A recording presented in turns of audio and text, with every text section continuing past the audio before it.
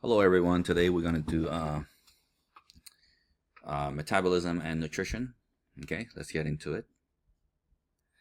So back in chapter AP1, we discussed what anabolic and catabolic is. Anabolic is always building up, synthesis, and catabolic is breaking down. Now every time you build something, you're going to need energy, and every time you break apart something, energy is actually released. Here's what the U.S. Dietary recommending is per day. Here are some of the breakdown of diversity in terms of what food you need to eat. Okay, and you can look through all of that. So your body is always in a state of feast and famine. So let's say you're eating something, as soon as things are done absorbing, okay, there's no more absorption, then your body thinks you're in a famine state. Okay. So again, catabolic releases energy, and anabolic uses energy. Okay. Now here, if more is released, let's say you have a lot of energy that's released, and that you don't need that much energy, and whatever it is stored as fat. Okay. So if you eat a lot, eat too much, okay, release a lot of ATP and all that things, and then you don't need that much energy, it will be stored as fat. On the other hand, if you if you need more energy, anabolic, then it is released. Okay, you will tap into your energy fat, which is in terms of here would be fat. Okay, so let's say you need 1,000 calories, but you only ate 500. Okay, and then your body will tap into the fat. Here we're going to look at the catabolic reaction. Okay, catabolic reaction is the breaking down of large molecule into smaller ones, and in the meantime it will release energy. Energy is then transferred, and then your body only uses this type of energy called the ATP. ATP molecule is a temporary storage of this energy. It's the only form of energy that we can use. ATP will drive the anabolic reaction, okay, muscle contraction. So our body it uses ATP.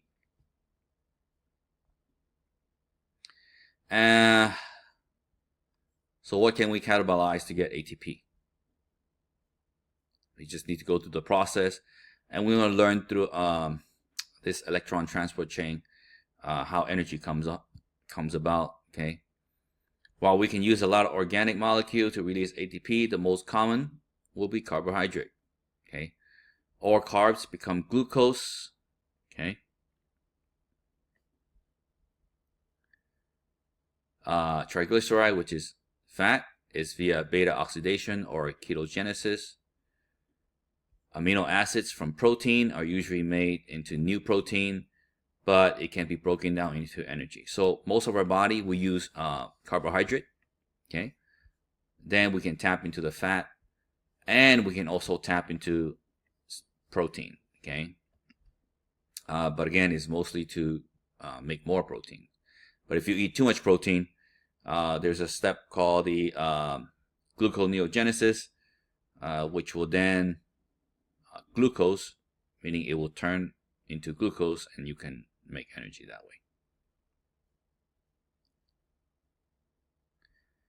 way.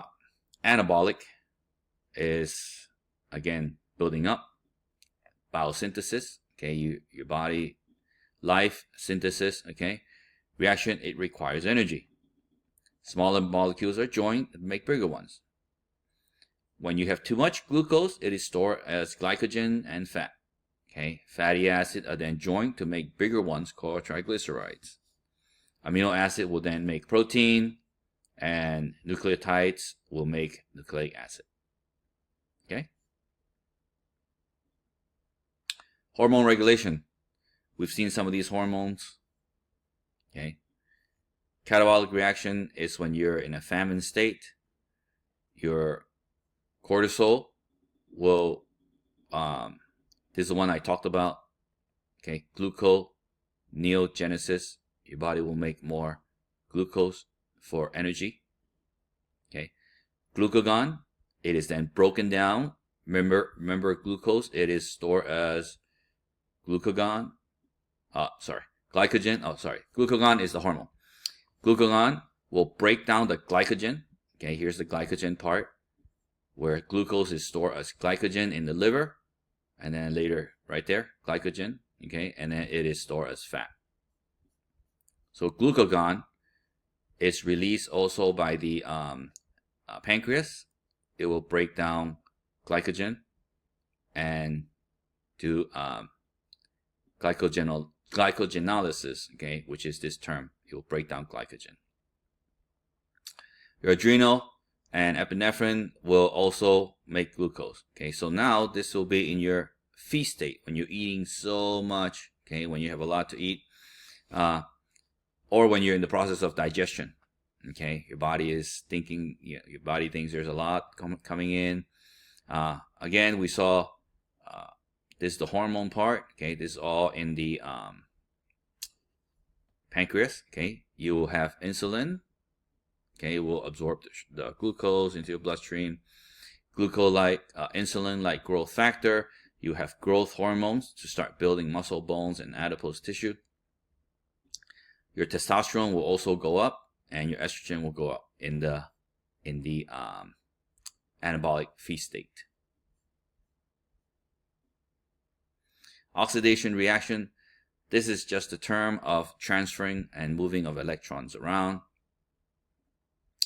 Oxidation is the release of a hydrogen. Okay, oxidation is the release of hydrogen, and the reduction is the gaining of the electron. Okay, so release of hydrogen and electron.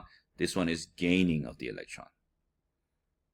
We're not going to do any oxidative reduction formula here in this AP2, but some of these, that's how energy is made, oxidation reduction, and we're gonna see this one, but we're gonna abbreviate it into NAD and FAD. You can come back and reference here the actual name, but we'll see it in the electron transport chain, how ATP is made. So let's start here with the carbohydrate, okay, how it is digesting. First thing, review CHO, carbon, hydrogen, oxygen. This is a simple glucose, okay, which is C6H12. C6H12O6. So it will be C6H12O6. Okay, that would be a simple glucose molecule. So we saw some of these disaccharide, amylases, monosaccharide. Simple, Anyway, this is called, and this whole thing is this is the electron transport chain part. Okay, and we're gonna study them in the later slides where ATP is made the most. Okay, let's see if we're gonna start here. Okay, so first let's start here. Okay, the glycolysis part. Okay, in the beginning, the glucose, okay, will end with 2-pyruvate. Okay, let's see if you can look at it. If you want to just look at this picture, first step is glycolysis. Okay, so breaking out, glycolysis means, splitting of the glucose. So here's that glucose. The end result will be 2-pyruvate acid. Okay, so beginning here, and then we'll end with 2-pyruvate acid. We are not going to have to memorize this formula, okay? But this is how we end up. Okay, 2-pyruvate molecule. If you want to look through them, you can. Okay, so there are 10 reactions. Okay, 2 ATP will be used. If we look here, okay, 2 ATP will be used, and then 4 ATP is produced. So we end up with, so 2, and then 4 will be produced. Then you end up with 2, right?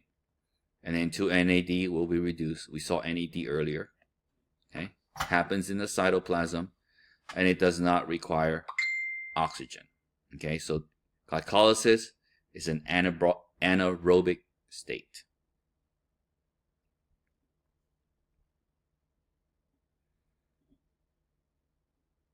Okay, here's the same thing, ending in 2-pyruvate acid. Okay, so what is next? So if we only have if we don't breathe, okay, and the ATP that's produced is only 2, so it's very, very little. Okay, so this is when oxygen comes in. This is one of the reasons we breathe. Okay. So again, recall glycolysis does not require oxygen, but if you want to get more energy, this is when the aerobic comes in. So no oxygen is called anaerobic respiration. The pyruvate acid that we saw earlier will become lactic acid. Okay, the lactic acid is when you, let's say you have to run across the parking lot, and then you will be using anaerobic respiration at the moment. I mean, in the previous state, and then you'll start building up lactic acid, and you won't be able to go very, very long. Okay. Here is when you need the second stage, we'll call the Krebs cycle or the citric acid cycle. If you've taken biochem, you will learn the Krebs cycle quite a bit. So here's that Krebs cycle right here. Okay, Krebs cycle. And we need lots of ATP, so aerobic respiration, which takes place in the mitochondria. Okay, again, the glycolysis, the first part happens where? In the cytoplasm. The Krebs cycle, where the other things happen, is in the mitochondria. Okay, pyruvate will enter the Krebs cycle,